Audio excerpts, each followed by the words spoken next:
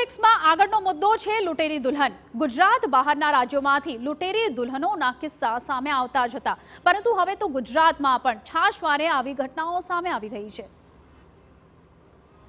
એક આવા જ કિસ્સામાં સુરતની સરથાણા પોલીસે 3 આરોપીઓને ઝડપી પાડ્યા છે અને આરોપીઓએ લગ્નવાંછુક 39 વર્ષીય ફરિયાદીને પોતાની જાળમાં ફસાવ્યો અને તેની પાસેથી કુલ 1.36 લાખ પડાવીને ફરાર થઈ ગયાની ઘટના સામે આવી છે। આ ષડયંત્રના માસ્ટરમાઇન્ડ વિપુલ ડોબરિયા અને જ્યોતિબેન સહિત રૂપાલી ઉર્ફે સંજના નામની યુવતીને પકડીને પોલીસે વધુ કાર્યવાહી હાથ ધરી છે। प्राप्त विगतों अनुसार षड्यंत्रना मास्टरमाइंड घरकाम करती युवतीओने शोधता अने पछी तेने रूपियानी लालच आपीने लूंटेरी दुल्हन बनवानुं काम सौंपता हता अने त्यारबाद लग्नवांछुक युवकोने शोधीने तेमनी पासेथी रूपिया पडाववानो खेल खेलातो।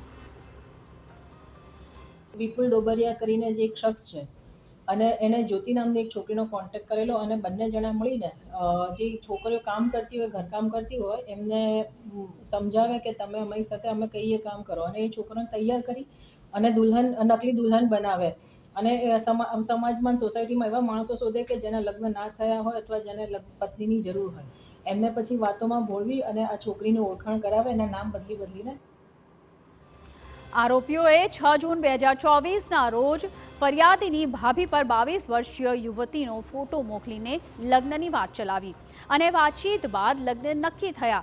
छोकरी मां बाप वगरनी होवानुं जणावीने 1.20 लाख रोकड़ा मांगवामां आव्या, जे फरियादीए आप्या। चांदीना साकड़ा, सोनानी चूनी अने कपड़ा सहित अन्य खरीदी पण करी हती अने 13 जूनना रोज परिवारजनोनी हाजरीमां लग्न पण कर्या हता, परंतु 3 ज दिवस बाद युवती तेनी दादीनी तबियत खराब होवानुं कहीने लूंटेरी दुल्हन रफू चक्कर थई गई हती अने फरियादी पासेथी कुल 1.36 लाख पडावी लीधा।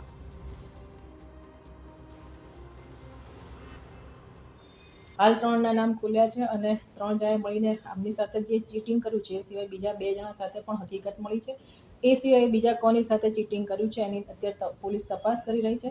તો આમાં 420 અને 120 બી મુજબ આઈપીસીની એ કલમો મુજબ ગુનો દાખલ કર્યો છે અને આગળ બીજું એવું પણ હકીકત આવે છે કે આને જે છે એને રૂપાલી કરીને છોકરી જે છે એને સંજના નામ ધારણ કરવા માટે કોઈ સર્ટિફિકેટ ખોટું બનાવવાનું પણ અત્યારે ધ્યાન પર આવ્યું છે। તો એને પણ વેરીફાઈ કરી અને આગળ એની બીજી 467-68 ની કલમો પણ ઉમેરો કરવામાં આવશે। विपुल અને જ્યોતિએ એક જ વર્ષમાં 3 જેટલા લગ્નવાંછુકોને ફસાવ્યા હોવાનું સામે આવ્યું છે।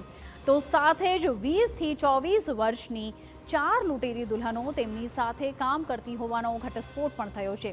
રાજકોટ અને જયપુરમાં પણ આરોપીઓ આવા ગુનાને અંજામ આપી ચૂક્યા છે, જે અંગે વધુ તપાસ હાથ ધરાઈ છે।